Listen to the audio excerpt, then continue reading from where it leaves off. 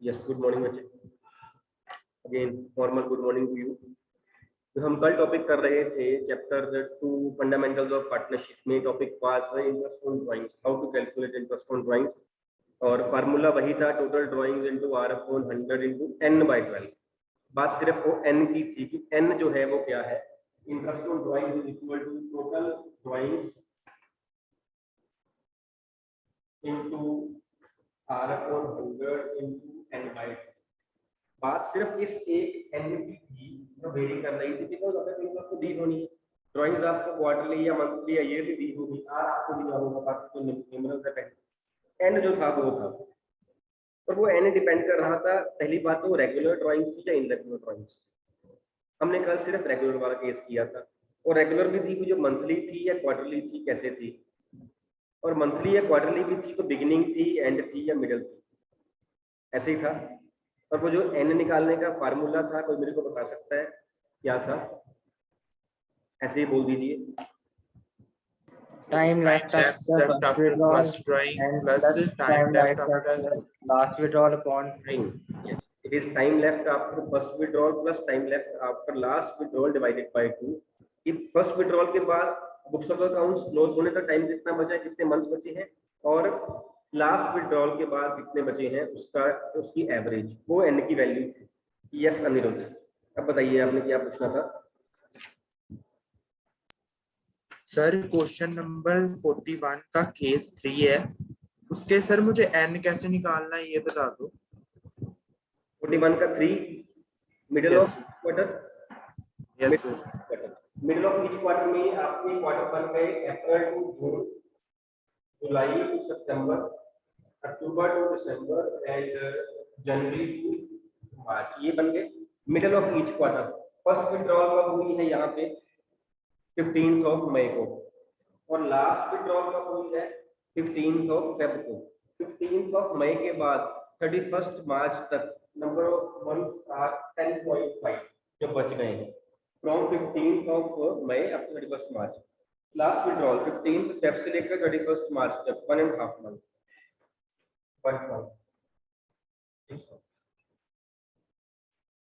And total drawing यहाँ पे होनी है 75 इंटू 4, बिकॉज क्वार्टर है ना। क्वार्टरली ड्राइंग 30,000 इंटू रेट इनको दिया हुआ है 10% एंड इंटू 6/12 रुपीज 1500 आंसर आ जाएगा। ठीक है, एनीथिंग एल्स? नथिंग, कोई पॉइंट नहीं आया इसमें? फाइन। तो हम अब इरेगुलर ड्राइंग्स कर सकते हैं क्या? इरेगुलर ड्राइंग्स में हमारा एक ही सम था, सम नंबर 42, उसका भी एक पार्ट है ना। एक पार्टनर ने वहां पे ड्राइंग्स करी थी रेगुलर और एक ने करी थी इरेगुलर। रेगुलर वाला आपने कर दिया है। whenever there are irregular drawings,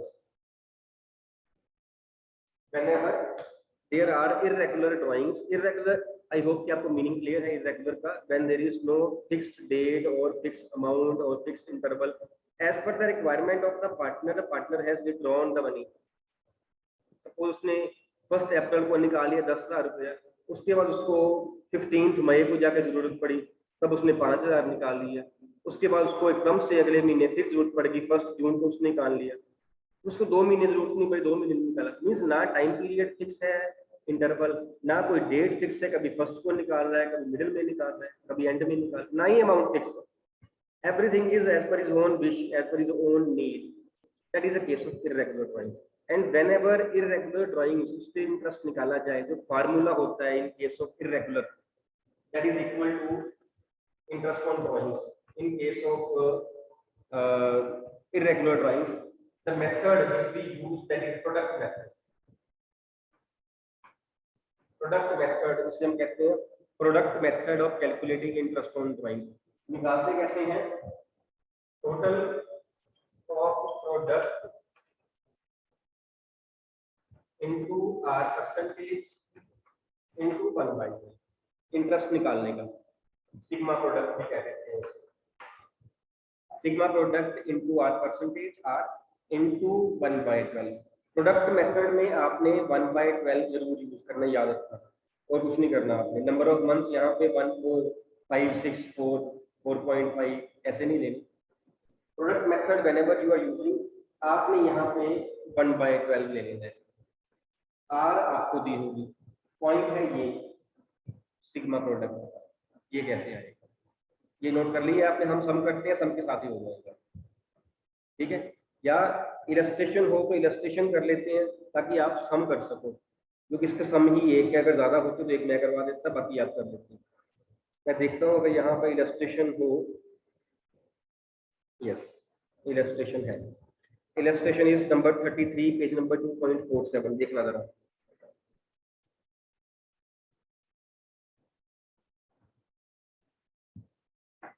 Illustration number 33, page number 2.47.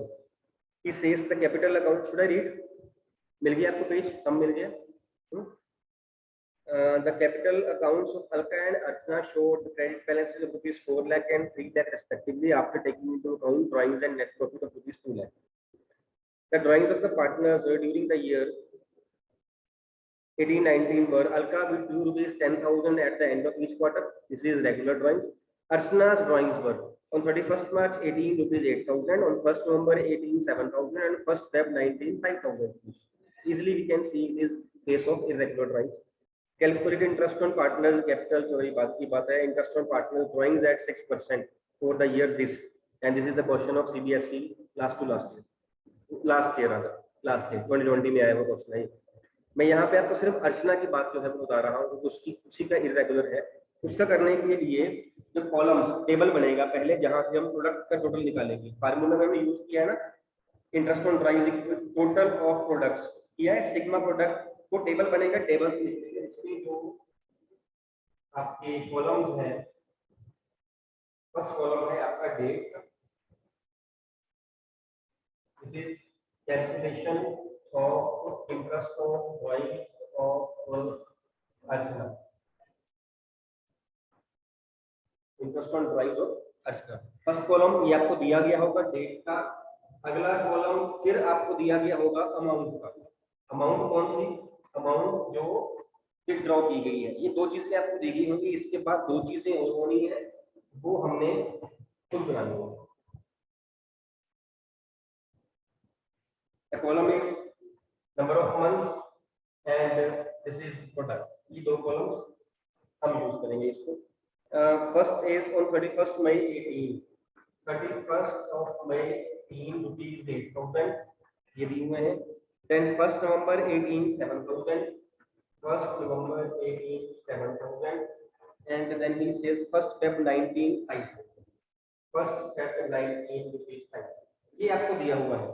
Now books of accounts are being closed on 31st March 19, जहां जाके बुक्स ऑफ अकाउंट्स क्लोज होनी है, तो ये n है, n here means number of months, ये नंबर ऑफ मंथ्स है dates of withdrawal से लेकर लास्ट तक, जैसे हम पहले कर रहे थे।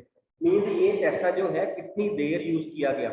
If this 8,000 rupees have been withdrawn on 31st May, so it has been used from 31st May up to 31st March, how many months? 10 months. 10 months. From 31st of May up to 31st of March, 10 months. This has been withdrawn on 1st of November, 7,000. How many months? 5. 5 months. And it has been withdrawn 1st of Feb. How many months? 2 months. जो months है, जो बच गए हैं, वो हम जो है वो गिनने हमने। Means date of withdrawal से लेकर last तक। Now product is amount into number of months. Amount withdrawn into number of months. This is 80,000, this is 35,000, and this is 10,000. इसका टोटल कर लीजिए, it will be total of product sigma product अच्छा 125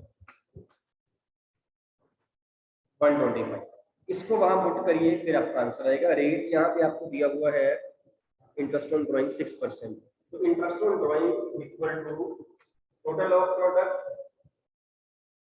into 6% into 1/12। मैंने पहले भी बताया है आपको, ये 1/12 लगाना बहुत जरूरी है। 6% है इसका 2 6250 नहीं बनता, 625 625 625 ये interest on drawings. Don't forget to put 1/12 के प्रोडक्ट मेथड में n की वैल्यू जो है यहाँ पे 1 ही आएगी बिकॉज हम पहले मल्टीप्लाई कर चुके हैं। अच्छा ये आ क्यों रही है 1/12? अगर ना लगाए तो ये बता सकता है कोई मेरे को क्यों लगा रहे हैं हम 1/12? सर टाइम है तो 1 मंथ के लिए हाँ जी 1 मंथ का 1 मंथ मुझे बोलो माइक के पास आके मेरे तक आवाज आ जाए। 1 मंथ का है सर ये, क्यों 1 मंथ का क्यों लगाना? क्योंकि 1 मंथ का क्यों लगाना? सर क्योंकि हमने पहले ही अमाउंट को मंथ से मल्टीप्लाई कर दिया। बिल्कुल ठीक है, सही है, बिल्कुल ठीक है आपकी बात। हमने 1 मंथ का नहीं लगाना, हमने 10 मंथ का लगाना है, हमने 5 का लगाना है, हमने 2 का लगाना है। तो इसको हम मल्टीप्लाई 10 से कर चुके हैं। अदरवाइज हम क्या करते हैं, हम इसको मल्टीप्लाई 10/12 से करते, 5/12 से करते, 2/12 से करते, ऐसा करते हैं ना। हम तो 10 से कर दिया, 5 से कर दिया, 2 से कर 12 से डिवाइड तो किया ही नहीं, तो हमने बाद में कॉमन लेके 1/12 कर दिया।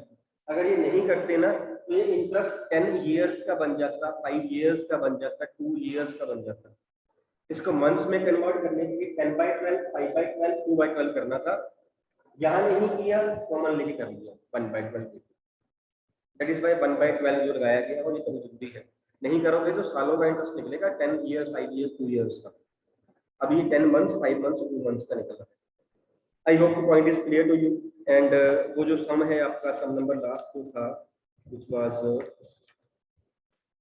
सम नंबर 42, ये आप इसका सेकंड पार्ट जो है विद्यास ड्राइंग्स वाला, इसके हिसाब से आप कर लोगे because no other sum was there, इसीलिए मैंने इलस्ट्रेशन करवा के ये सम आपके लिए छोड़ दिया है।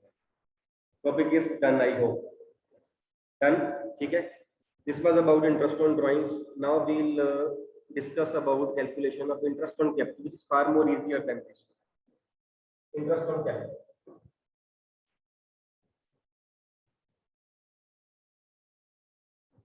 Calculation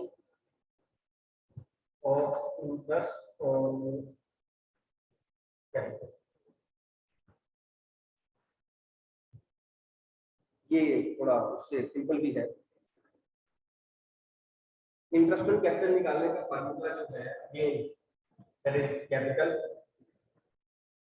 into R/100 into n/12। मैं ये n/12 फिर फार्मूला वही बन रहा है BRD for n/12 में क्यों ले रहा हूँ, जितनी देर वो कैपिटल यूज की गई है फॉर्म में उतनी देर का इंटरेस्ट, उतनी ही देर का इंटरेस्ट, ठीक है। अब एक पर्सन है पार्टनर ए, हम बात कर रहे हैं ईयर 2021 की, which means from 1st April 20 up to 31st March 2021, इसकी बात कर। पार्टनर ए है कोई, उसकी 1 अप्रैल को कैपिटल बी से 10 लाख उसने लगाई हुई। उसके बाद उसने 1 अक्टूबर को उसने 2 लाख रुपया और लगा दिया, ठीक। 2 लाख रुपया उसने और लगा दिया, 12 लाख हो गया। He sells calculated interest at the rate 10% पर है,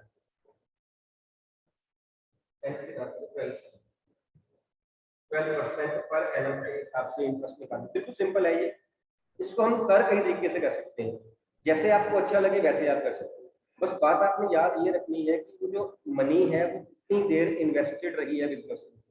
इसको मैं एक तरीके से देखूं, जो 1 अप्रैल क्लोजिंग हमारी हो रही है 31 मार्च को, अगर मैं ये कहूँ कि जो ये 10 लाख रुपया है ये मेरा सारा साल यूज हुआ, ऐसे ही है। जो ये 2 लाख रुपया है ये 1 अक्टूबर से लेकर 31 मार्च तक कितने मंथ्स बनते हैं? 6 मंथ्स। ये 10 लाख रुपया सारा साल यूज हुआ है, 1 अप्रैल टू 31 मार्च। ये 2 लाख रुपया मेरा 1 अक्टूबर से लेकर 31 मार्च 6 महीने यूज हुआ।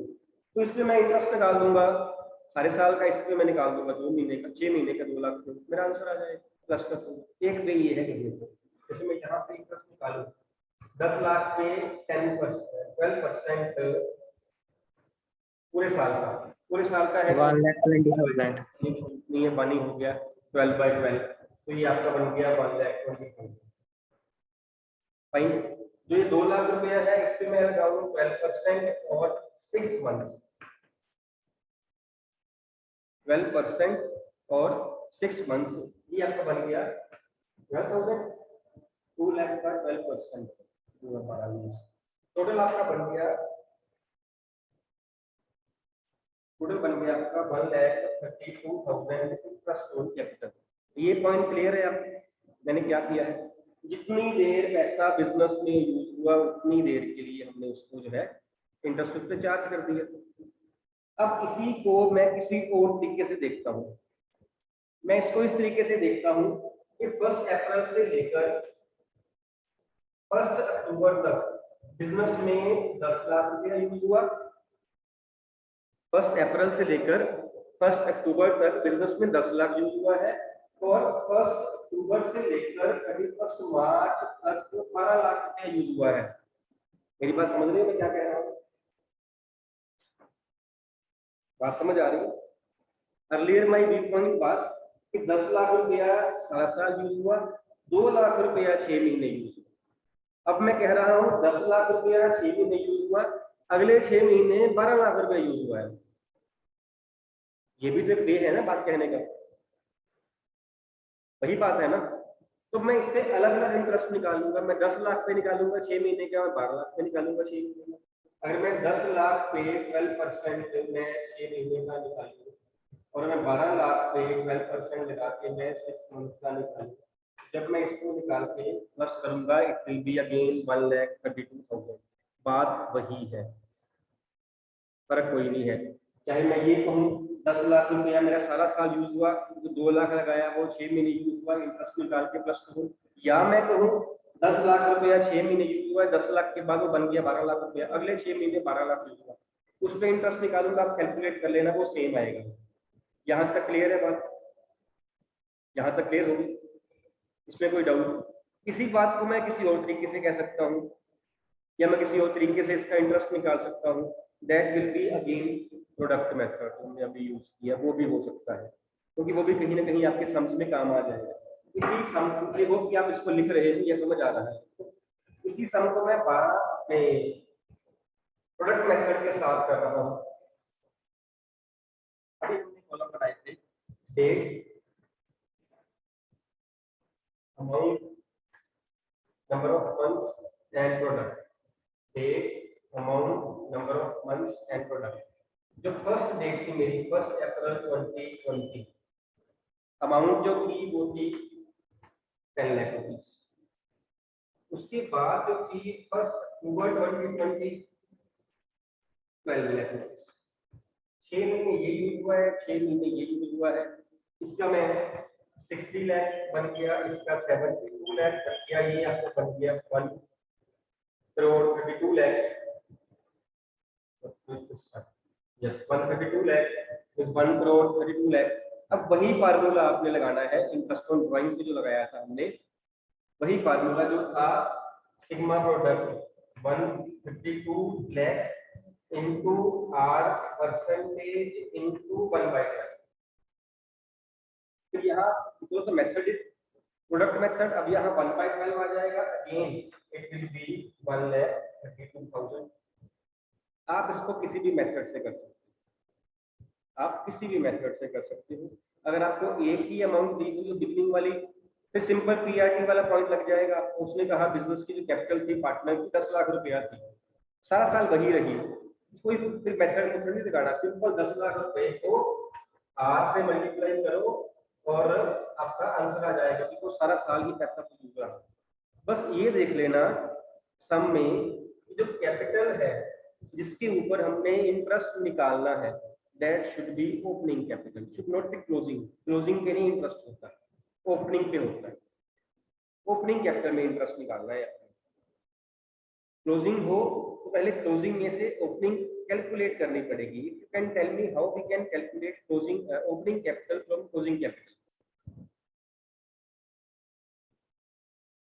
ओपनिंग कैपिटल में से हम क्लोजिंग कैपिटल कैसे फाइंड कर सकते हैं? यस केतन।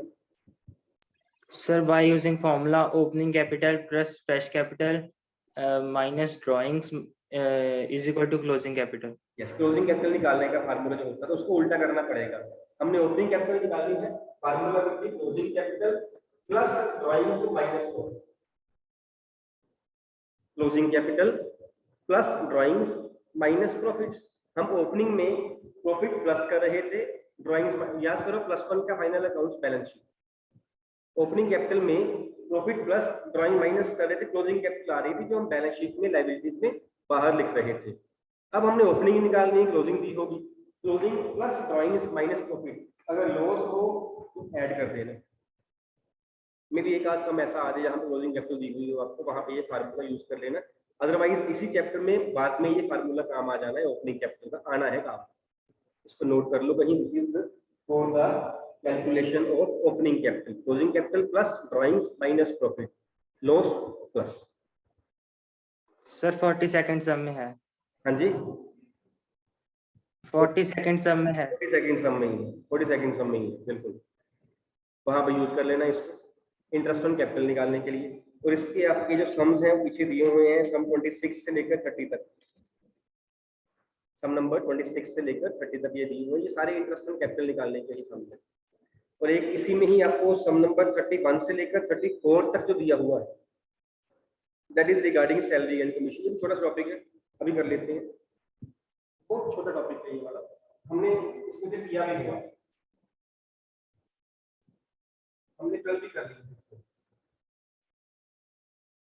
सैलरी और कमीशन टू पार्टनर निकालने, जहां तक सैलरी जो है इट इज कंसर्न, ये आपको सब में हमेशा अमाउंट्स में दी हुई है। बस आपने वहां चेक क्या करना है कि सैलरी पर मंथ दी हुई है या पर एनम दी हुई है या पर क्वार्टर दी हुई, उसके हिसाब से अगर आपको पर मंथ दी है 12 से मल्टीप्लाई कर देना, क्वार्टर हो तो 4 से कर देना, एनुअल हो तो एनुअल ही है, बिकॉज नॉर्मल कंडीशन में साल की सैलरी लेनी है, ये तो सिंपल। एक है कमीशन, पार्टनर कमीशन निकालने, ये पॉइंट भी हम 11th में भी कर चुके हैं, ये हमने कल भी किया था। 11th में आपको याद होगा मैनेजर कमीशन निकालने वाला पॉइंट, ये हमने कल भी किया। If commission is before charging on net profit, commission is on net profit before charging commission and other is on net profit after charging commission, ये आपने देखना है। देन फार्मूला विल बी, इस केस में net profit before commission into R by 100। R किस चीज की rate है, कमीशन की परसेंटेज, तो उस केस में है when commission is given in percentage and that percentage is to be calculated on net profits, उस केस की बात हो रही है। If it is to be charged calculated on net profit before charging such commission, then it will be net profit before commission into R by 100. If it is on net profit after charging such commission, then net profit before commission into R over 100 plus R, जो हम कर रहे थे, हमने कल भी की। In both the cases you have to find net profit before commission, ये बात याद रखना।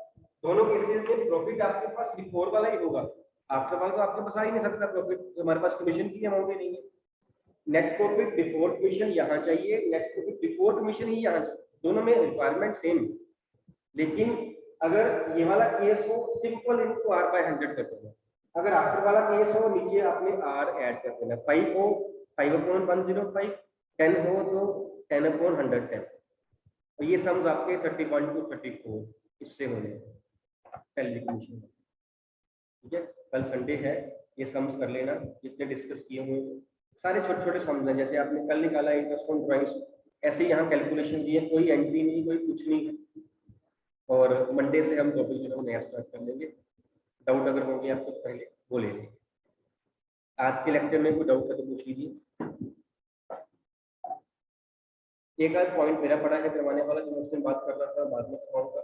एक एंट्रीज वाला सम आपने पूछा था, अदिति ने पूछा था शायद, है ना, सम नंबर 15 25 कौन सा था वो रहता है करवाने वाला। अदरवाइज यहाँ तक पॉइंट्स जो है वो सारे कवर हो चुके हैं, टॉपिक्स जो है वो सारे कवर हो चुके हैं। डाउट्स आपके पहले मंडे लिए जाएंगे, पिछला क्वेश्चन एक दो रहते हैं वो करवा दूंगा, तो मैंने जो बात की है उसके बाद हम नया टॉपिक स्टार्ट करेंगे। लेकिन नया टॉपिक की मैं बात कर रहा हूँ, जो मैंने स्टार्ट करना है, it is one of those sure topics जो आने ही हैं। जो आने ही है। नेक्स्ट है टॉपिक जो आपका पास्ट एडजस्टमेंट्स, उसमें से बहुत कॉमनली 3 और 4 मार्क्स का आता ही है।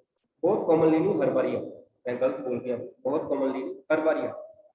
लास्ट ईयर 1 मार्क्स आ गया था, 1 मार्क का एक आ गया था 2020 में, इस साल तो एग्जाम ही नहीं हुआ, तब 1 मार्कर आ गया था। अदरवाइज हर साल 3 या 4 मार्क्स में वो टॉपिक है जो मंडे स्टार्ट करेंगे वो आना है। ठीक है, तो अपने डाउट्स लेके आना सो दैट कि हम टाइमली वो टॉपिक स्टार्ट कर सकें। Should I and the meeting?